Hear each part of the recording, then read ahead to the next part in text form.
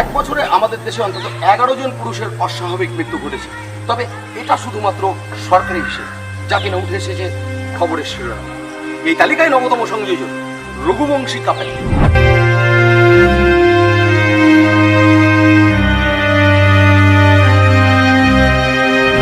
এদের কারোর সঙ্গে কারোর হয়তো ভৌগোলিক অবস্থান, বয়স বা আর্থিক অবস্থার কোনো মিল ছিল না, কিন্তু দুটো বিষয়ে এদের প্রত্যেকের সঙ্গে প্রত্যেকের মিল ছিল।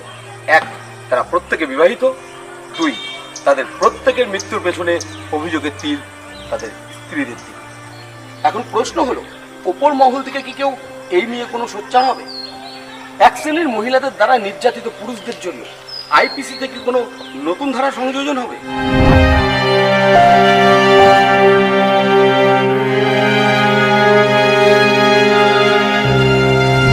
আর হিম করা এই হানিমুন মার্ডার কেস সারা দেশকে নাড়িয়ে দিয়েছে। অভিযুক্তদের দোষ প্রমাণ হলে বিচারে তাদের কি সাজা হবে তা আমরা জানি না। তবে এই কেসে সারা দেশের মতো আমরাও চাই অভিযুক্তদের কঠিন থেকে কঠিনতম সাজা দিক ভারতীয় বিচার ব্যবস্থা। উঠে আসুক এইরকম নারকীয় ঘটনার আসল সত্য।